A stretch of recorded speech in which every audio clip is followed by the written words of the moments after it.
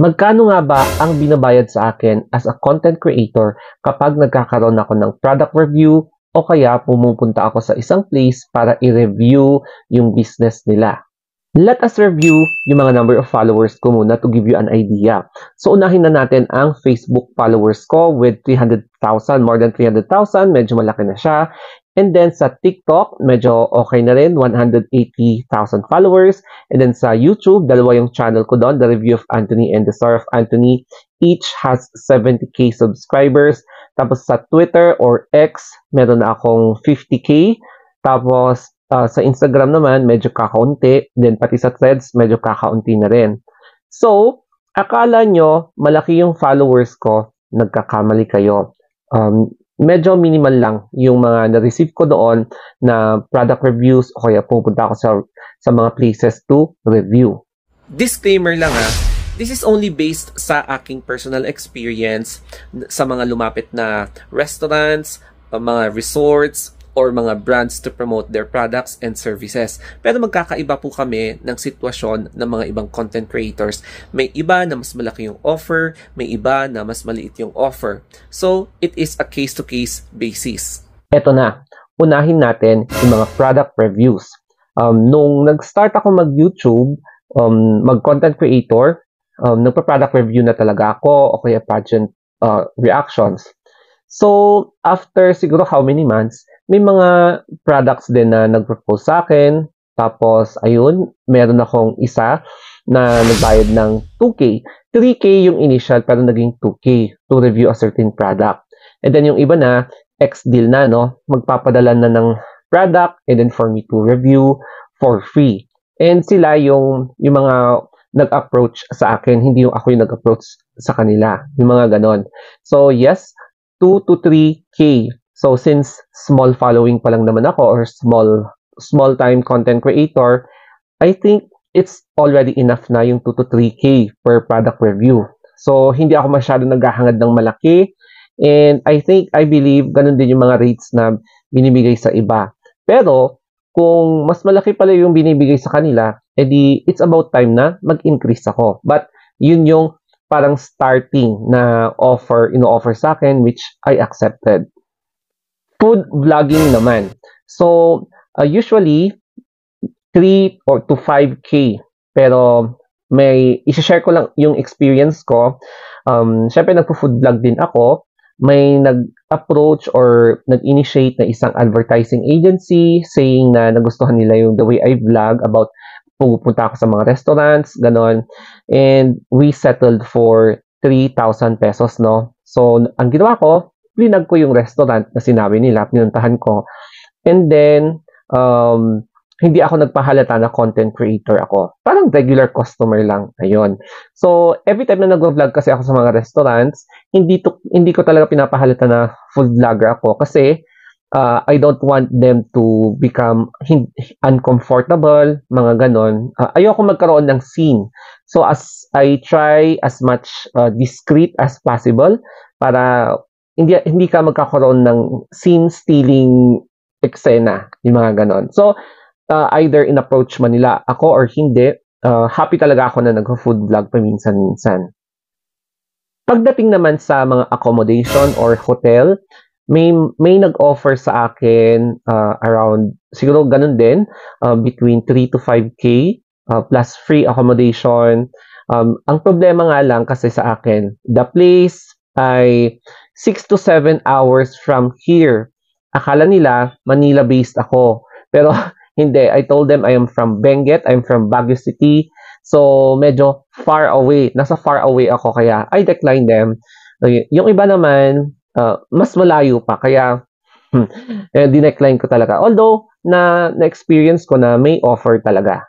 Ito naman yung mga offer na nireject ko kasi posibleng maka-violate sa community guidelines sa mga SOCMEDs ko. And apart from that, pwede akong matanggal sa trabaho, sa pag-promote ng ganito, pwede akong masuspend, or magkakaroon ako ng kaso. Next naman is yung gaming offers. May mga nag-offer din sa akin na ipa-plug ko yung pangalan ng game. For example, yung mga betting games na ganyan. Dinedecline ko kahit na masisilaw ka talaga sa mga offers such as 10K, 20K, yung iba 50K. Ang problema kasi dito, hindi siya pwede sa community guidelines ng mga social media platforms. Oras na nagpo-promote ka ng game, lalong-lalo na kapag ipinagbabawal na game, mataterminate ang pangkabuhayang showcase mo. Mataterminate ang FB, TikTok, YouTube. So goodbye, no? Just for that big amount of money na i-offer sa'yo. Kaya payo ko sa mga content creators na nagpapa-offer ng ganyan, kumakagat, mag-isip-isip kayo kasi in the future, kapag ima-manual check yung YouTube mo, Facebook mo, malalagot talaga ang profile mo. Goodbye sa pagiging content creator. Yan yung consequence na dapat nyong isipin. Isali na rin natin dito yung paggawa ng indecent proposals. So, alam nyo naman na yung ibig sabihin nun, no? Meron kasing mga ibang content creators na may alter. Meron silang alter accounts. So, ito yung mga may OnlyFans, mga ganyan. Tapos, usually, may mga proposals like 5K pataas, may mas mababa, mga ganon. So, mapapansin mo rin na may mga alter accounts sila sa X or Twitter, mga ganon na hindi mo ine-expect. And yes, medyo hefty siya, pero syempre, I'm not that kind of content creator, no? Wholesome tayo. But yes, may mga content creators talaga na nagda-divert into, ayan, pagiging alter. And for me, wala namang masama doon. It's your choice. Pero yun nga lang, be ready for, alam niyo na, sa mga conservative na mga backlash, mga ganon. Yun lang yung consequence kapag if you do alter. Pagdating naman sa political vlogging, kapag meron ka na talagang pangalan sa social media, like maabot ka na sa million followers, meron ka talagang ma-receive na offers from certain political na interest na mag-o-offer ng pwedeng 4 digits, pwedeng 5 digits, tapos kapag kilala ka talaga, pwedeng aabot yan ng 6 digits, no? So, it depends. Kaya lang kasi, kung bakit ayoko maging political vlogger, napaka-toxic talaga. And then, kukutuan ka talaga ng mga taong ayaw sa taon na pinag-uusapan mo sa content mo. Kukutuan ka talaga hanggang masira yung profile mo, gagawa talaga sila ng paraan para masira ka. Yung mga ganon. So, ang hirap, ang toxic talaga. Kaya, no sa akin ang political vlogging. I'm so sorry, pero wala akong balak.